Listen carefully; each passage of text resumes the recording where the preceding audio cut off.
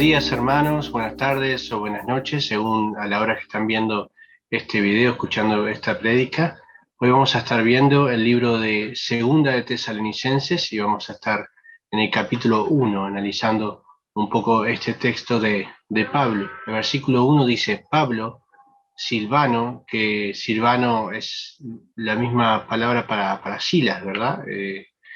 Y Timoteo, a la iglesia de los tesalonicenses, en Dios nuestro Padre y en el Señor Jesucristo. Gracia y paz a vosotros, de Dios nuestro Padre y del Señor Jesucristo. Bueno, el típico saludo de Pablo inicial en sus cartas, eh, hablando de la gracia y la paz de Dios que tiene que estar con nosotros, y siempre poniendo en el medio esta relación trinitaria de Jesús y el Padre, ¿no? Jesús y Dios, de Dios nuestro Padre y del Señor Jesucristo. Versículo 3 dice: debemos siempre dar gracias a Dios por vosotros, hermanos, como es digno, por cuanto vuestra fe va creciendo y el amor de todos y cada uno de ustedes abunda para con los demás. Pablo acostumbraba a ser agradecido, él daba gracias por todo, cuando estuvo en naufragio y Dios lo salva, también da gracias por aquellos que lo visitaron cuando estaba en la cárcel, da gracias por cada una de las iglesias a la cual escribe. En el primer capítulo vamos a ver siempre que él dice: doy gracias por ustedes.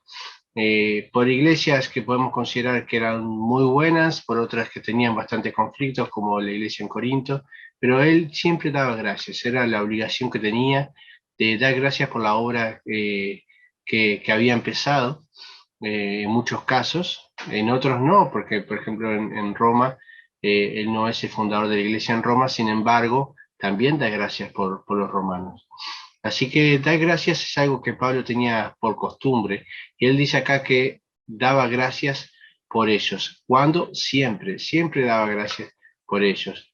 Tenemos que recordar que la palabra para dar gracias es Eucaristía, en este sentido, como en un presente infinitivo activo, es decir, un verbo que se transforma en un sustantivo. Ahí tenemos Eucharistein, ¿no? Que viene de la misma raíz de Eucaristía. Pero es esto, dar gracias. Dar gracias, ¿cuándo? Siempre. ¿A quién? A Dios. ¿Por quién? Por ellos. Eh, y lo llama hermanos, como es digno, por cuanto vuestra fe va creciendo. Crecían en la fe, quiere decir que maduraban, iban dando pasos importantes, y el amor de todos y cada uno de ustedes, la versión en Reina Valera dice abunda, pero tendría que ser traducida como aumenta también, ¿no?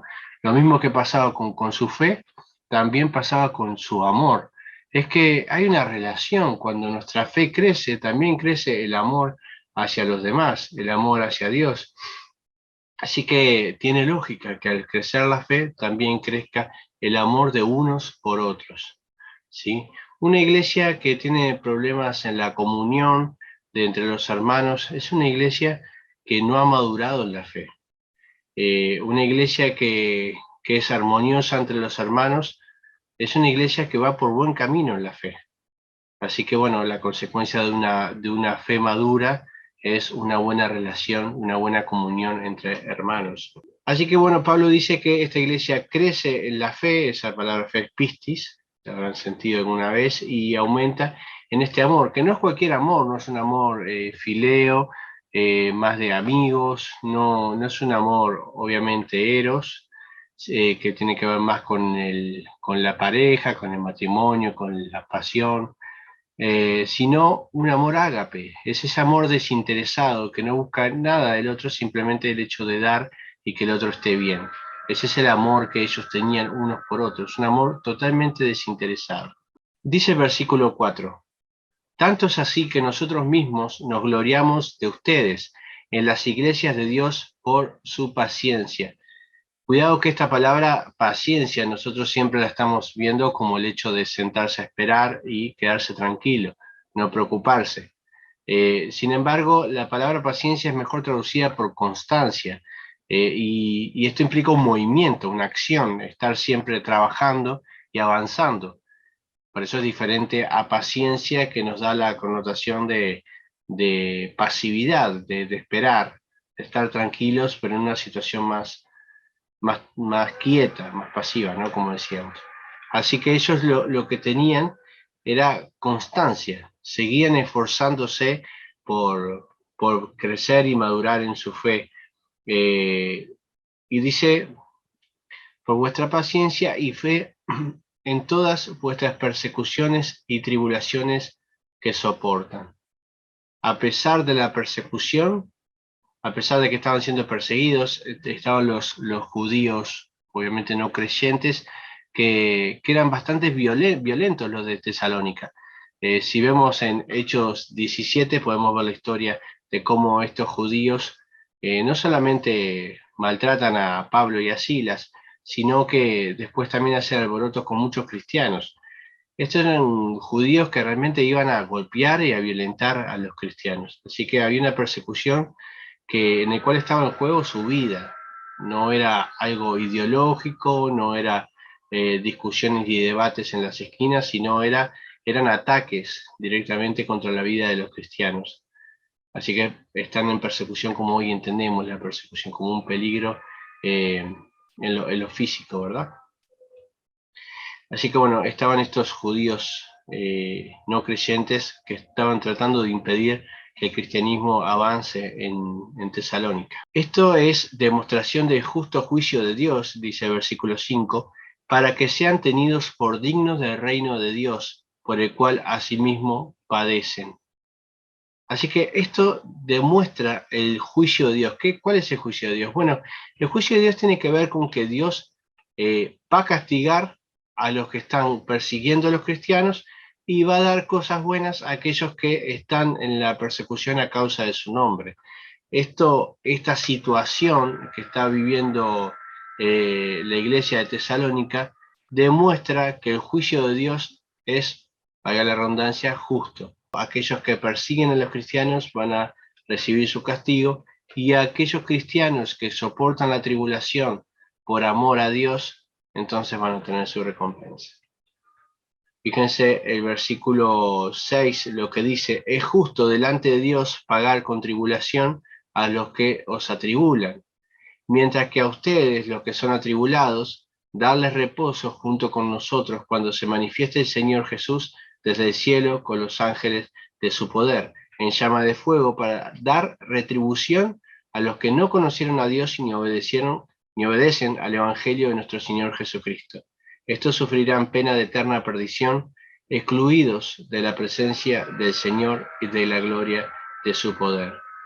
Cuando Jesús venga para gobernar y poner su justicia en la tierra, en ese momento aquellos que perseguían a los cristianos y que por ende perseguían a Jesús, como le dice Jesús a Saulo: ¿por qué me persigues? Entonces ellos van a ser castigados, aquellos que no reconocieron el nombre de Jesucristo. Y quienes estuvieron sufriendo y soportando el dolor en toda esta situación donde eran amenazados, atacados, asesinados, maltratados. Entonces la iglesia va a estar gobernando juntamente con Cristo, y ahora van a ser ellos los que estén en un lugar de privilegio. Así que bueno, podemos ver que esta iglesia de Tesalónica era una iglesia que amaba a Dios, que tenía una buena comunión entre los hermanos, que crecía en la fe, decía, bueno, que aumentaba en amor, que eran constantes, seguían avanzando en la fe y madurando a pesar de la persecución, y que soportaban estas tribulaciones, ¿no? Soportaban el sufrimiento, el dolor por amor a Dios. Dice el versículo 10, cuando venga en aquel día para ser glorificado en sus santos y ser admirado en todos los que creyeron, y vosotros habéis creído en nuestro testimonio. En la segunda venida de Cristo, como decíamos, los creyentes iban a ser exaltados. ¿Por qué? En primer lugar, porque ellos habían aceptado el testimonio que Pablo les había compartido, habían aceptado el Evangelio de Cristo. Y esto ya los ponía en un lugar diferente. Dice el versículo 11, por esta razón también oramos siempre por ustedes, para que nuestro Dios les tenga por dignos de su llamamiento y cumpla todo propósito de bondad y toda obra de fe con su poder. Así el nombre de nuestro Señor Jesucristo será glorificado en ustedes y ustedes en Él, por la gracia de nuestro Dios y del Señor Jesucristo. ¿Qué tenemos que hacer por los cristianos que son perseguidos? Bueno, lo que hacía Pablo, orar por ellos. Dice que oraba siempre, lo dijo en principio y lo vuelve a decir al final de este capítulo. Oramos siempre por ustedes. ¿Por qué? ¿Para que dejen de sufrir? ¿Para que dejen de ser atacados? No, sino para que se pueda cumplir el propósito de Dios en ellos, el propósito de bondad y toda obra de fe con su poder. Así el nombre de nuestro Señor Jesucristo será glorificado. De esa manera, a través de la tribulación, del sufrimiento, eh, el nombre de Cristo es glorificado. Esto nos cuesta entenderlo, pero ningún misionero en estas situaciones de peligro, obviamente que va a hacer lo necesario si está en su mano para que la violencia, para que no haya tanta violencia contra los cristianos, pero nunca le va a pedir a Dios que quite su sufrimiento, sino le va a pedir a Dios que lo ayude a perseverar en su fe y a crecer en su amor por los demás. Nosotros de nuestra parte debemos orar, debemos interceder por ellos. No descansemos como Pablo, siempre estemos orando por ellos. En la actualidad hay 340 millones de cristianos que son perseguidos o son hostigados por su fe. Eh, Estamos hablando de 340 millones. Si quitamos en el mundo a la India y a China, no hay ningún país que tenga, por ejemplo, esta población, 340 millones. El país que está más cerca es Estados Unidos, que tiene 329 millones. Para que veamos de qué número estamos hablando. Sin embargo, a pesar de este número inmenso de cristianos que son asesinados, que son violentados, que son encarcelados, apenas nos enteramos de esto. Si no somos cristianos que buscamos directamente las noticias de la situación de los cristianos en el mundo, no nos vamos a enterar, no nos vamos a enterar de nada de esto. Y realmente esto es grave, ¿no? Las noticias no lo abarcan, a nadie le interesa, pero los cristianos siguen sufriendo en muchos países del mundo y en algunos de ellos de forma muy grave. Esta es la situación del 2021, no estamos hablando de una situación de hace 20 años, 30 años, 100 años, sino la situación actual. En la actualidad, en 2021, por ejemplo, murieron 4.761 cristianos a causa de su fe. 4.761 en un año. Esto nos da más o menos 13 personas cristianas asesinadas por día.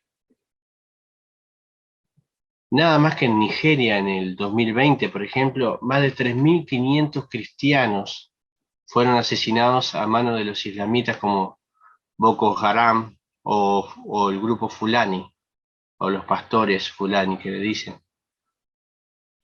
Y 3.500 cristianos asesinados, 3.000 fueron, por ejemplo, secuestrados también, de los que fueron secuestrados no se saben cuántos murieron. Y 300 iglesias en Nigeria han sido quemadas o destruidas, han sido algunas atacadas y se han podido reconstruir. En India, por ejemplo, el gobierno del presidente Madhya Pradesh aprobó una ley que se llama la ley anticonversión, que también está en otros países, con una pena no de muerte, sino de hasta 10 años de prisión a aquellos que se convierten al cristianismo, ¿no? O que se convierten a cualquier otra religión que no sea el hinduismo, que es la religión oficial en la India. Por ejemplo, en Pakistán, que hay una minoría de cristianos que tiene tierras, son amenazados estos cristianos para que vendan sus tierras a precios ridículos y entonces que los musulmanes se puedan quedar con sus tierras, ¿no? Irlos echando, irlos eh, tirando para las fronteras. Estos son casos que están pasando todos los días en estos países. Podemos decir que en Nigeria hay un exterminio contra los cristianos a largo plazo. Estamos hablando de más de 3.500 personas asesinadas por año. Esto realmente es un genocidio a largo plazo de cristianos. Eh, Como decía, en Pakistán, si los cristianos no le dan la tierra, entonces, bueno, han habido casos de cristianos baleados que han salvado su vida por muy poco y han terminado en el hospital por no hacer lo que los musulmanes les están diciendo. En Yemen, por ejemplo, ser cristiano es un peligro de vida realmente, poder decir que uno es cristiano. Entonces la iglesia es una iglesia clandestina y en secreto, ¿no? Un cristiano en Yemen dijo dice, le costaría menos de $1 matarme. Puede ocurrir en cualquier momento. Mataron a mis amigos. ¿Puedes imaginar lo que es ser asesinado por orar? ¿Por ser pacífico? ¿Crees que da miedo? Mis amigos no tenían miedo. Tal vez muera a cualquier momento, pero no tengo miedo. El Señor es mi roca, mi fortaleza y mi libertador. Dice, necesitamos ayuda. No sé cómo o quién debería ayudarnos. Estamos lidiando con milicias, no un gobierno, lo que nos dificulta la tarea de encontrar una solución. Me alegra que me ayuden a que se escuche mi voz. Estoy cansado de vivir en las sombras. Los medios muestran cómo los yemeníes se mueren de hambre, pero lo que realmente anhelamos es libertad de expresión, libertad religiosa. Los alimentos son para el cuerpo, pero la libertad es para el alma. Vivir en un país donde uno no puede decir que es cristiano y donde al decirlo se arriesga a la muerte, a perder la vida y la de su familia, es vivir de forma cruel. Como se dice, no hay libertad para el alma. En Sudán, por ejemplo, se practica la Sharia. Esto implica que cualquier musulmán que se convierte al cristianismo tiene como pena, ahora sí, pena de muerte, la lapidación. Sí, ese es el mecanismo que se usa para la pena de muerte, la lapidación. Se entierra a la persona hasta la altura de los hombros y se le apedrea hasta la muerte. Esta situación de pandemia que hemos vivido estos años ha llevado a países como India, Pakistán, Bangladesh, Yemen, Sudán, a aprovechar la pandemia para excluir a los cristianos, para quitarles el acceso a las medicinas, por ejemplo, y aislarlos. Muchos quedaron aislados también de la posibilidad de conseguir alimentos. Así que de alguna manera también es aislarlo para que vayan exterminándose ellos mismos, ¿no? Al no tener recursos, es como un sitio. Eh, pero no solamente tenemos persecución en Asia y en estos países de África, sino también en América Latina. En México y en Colombia, cuando pensábamos que los carteles de droga y narcotráfico se habían terminado, se sabe que hoy mismo hay grupos terroristas que amenazan a los pastores y sacerdotes cristianos para que hagan lo que ellos quieren, ¿no? Para que trabajen para ellos. Aquellos que se niegan, entonces son asesinados o lastimados.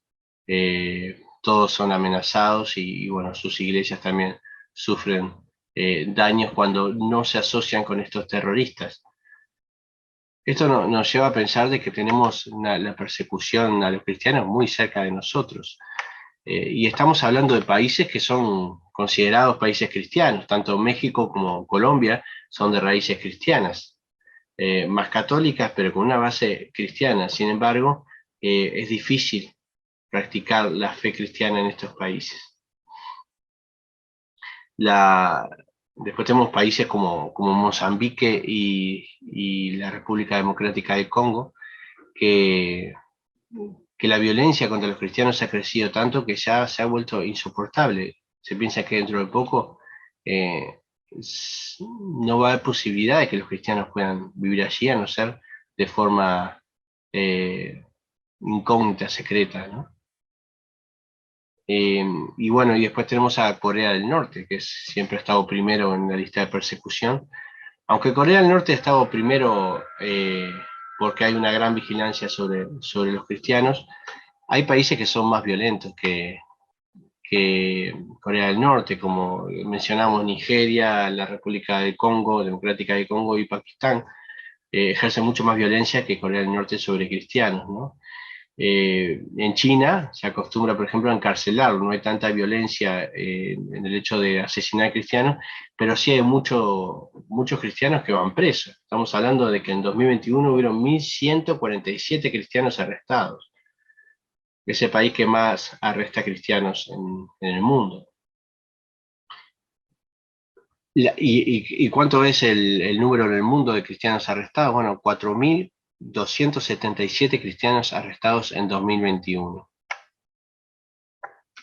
Las iglesias que recibieron, bueno, que tuvieron que cerrar obligadas por las amenazas y que han sido atacadas y incendiadas, son 4.488 iglesias en 2021. Hermanos, la violencia contra los cristianos, la persecución, está muy cerca de nosotros. A veces pensamos que vivimos en países libres de persecución, pero a veces la persecución es progresiva.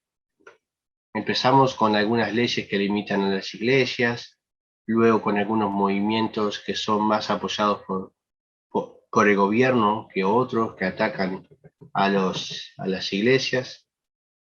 Luego empiezan a haber diferentes leyes eh, que prohíben algunas cosas que los cristianos hacen, empieza a haber más control sobre los cristianos y parece que no nos estamos dando cuenta, se empiezan a imponer valores en la sociedad que van en contra a los valores de los cristianos, las iglesias se empiezan a limitar, se empiezan a restringir, y entonces cuando nos damos cuenta estamos en plena persecución donde la violencia ya se desata sin mucho disimulo.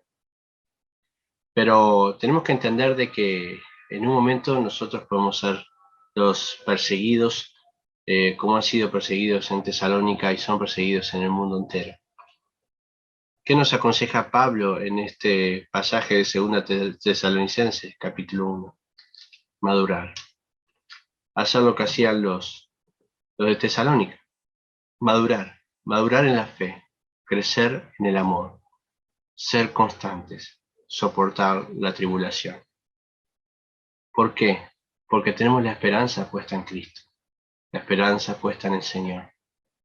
Un día sabemos que Cristo juzgará sobre toda la tierra, y aquellos que han madurado, aquellos que han amado, aquellos que se han mantenido constantes, aquellos que han soportado la tribulación y no han abandonado su fe frente al sufrimiento, son aquellos que ocuparán un lugar de privilegio con el Señor Jesucristo para gobernar en esta tierra, para juzgar según las leyes de Dios. Ánimo frente al dolor, ánimo frente a la persecución, ánimo frente a toda circunstancia difícil que estemos atravesando. Dios es justo y Él va a hacer justicia sobre las acciones de cada uno. No pensemos de que vamos a estar en esta situación cómoda, que podemos ir a nuestras iglesias con libertad, tener cultos, predicar el evangelio, que esto se va a mantener en el tiempo y que siempre va a ser así. La persecución puede caer en cualquier momento.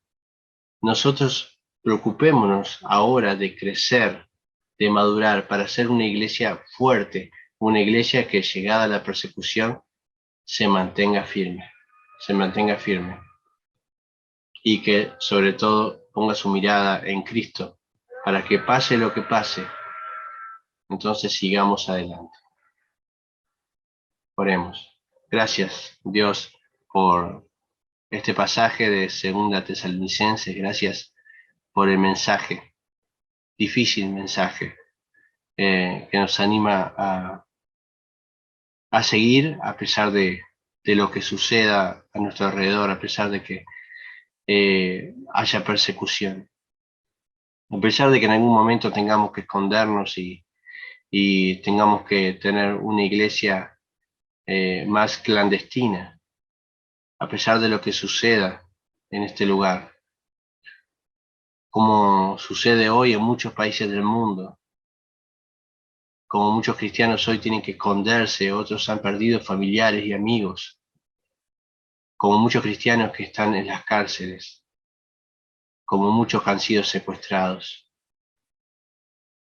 Señor, queremos orar por ellos, para que tu propósito en ellos se cumpla, para que les des fuerzas para seguir soportando la tribulación, para que les des ánimo frente a la prueba, para que, Señor,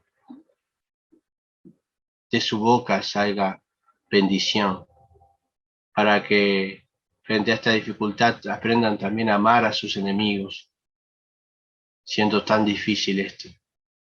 Señor, para que puedan apoyarse en tu justicia, sabiendo que tú eres un juez justo y que va a dar retribución a cada uno, Señor, según sus obras también y según su fe.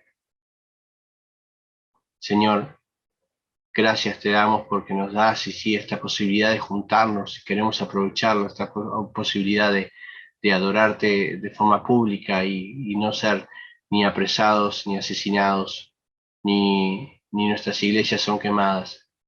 Pero Señor, danos también la conciencia de que debemos aprovechar este tiempo para crecer y madurar, para amarnos más unos a otros y estar preparados para lo que venga. Te amamos, Señor. Gracias por ser el Dios justo que eres. Gracias. En nombre de Cristo Jesús. Amén.